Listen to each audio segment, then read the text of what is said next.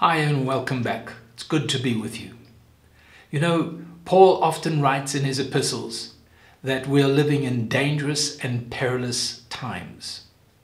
He's not speaking of the famines. He's not speaking of earthquakes. He's not speaking of the dangers that we find in wars and in pestilence. What really concerned Paul then and what needs to concern us now is the dangers as a Christian are the lies and the deception that comes from the enemy. Lies that destroy our faith. Lies that weaken our sense of righteousness and purpose and vision for God. You see, the devil is not worried about what's going on in the world.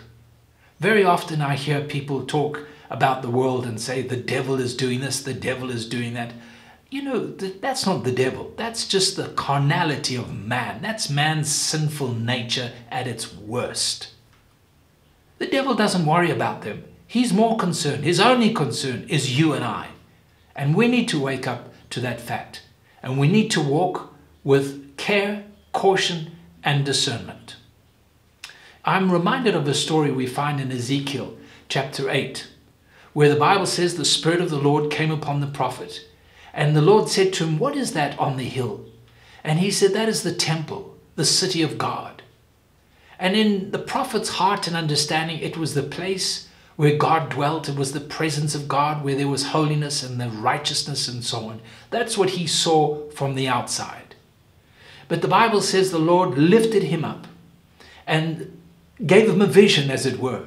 And in the vision, he saw that there was a hole in the wall. And he went through the hole of the wall of the city, and he went through the hole in the wall of the temple. And inside, in the very core, in the heart of that temple, he saw abominable things, evil things, wicked things. What he saw on the outside was not the reality on the inside. So that is a word of caution to you and I. We need to walk wisely, as Paul says, circumspectly. We can't just take people for granted. Even people that we know, people in the church. I'm not talking about we need to be, suspicious of everyone. But we can't look at people and situations in the natural. He warns us in 2 Corinthians 11 that there are false apostles and deceitful workers. He tells us that even the enemy transforms himself as an angel of light. So for you and I, in these days, I want to encourage you. Stay close to those who are walking in the Spirit. Stay close in prayer to the Lord. Stay close in His Word so that we are cautioned, we're prepared, we're equipped to walk with our eyes, our spiritual eyes, wide open. We do not want to be led astray. That's the word for today. God bless you.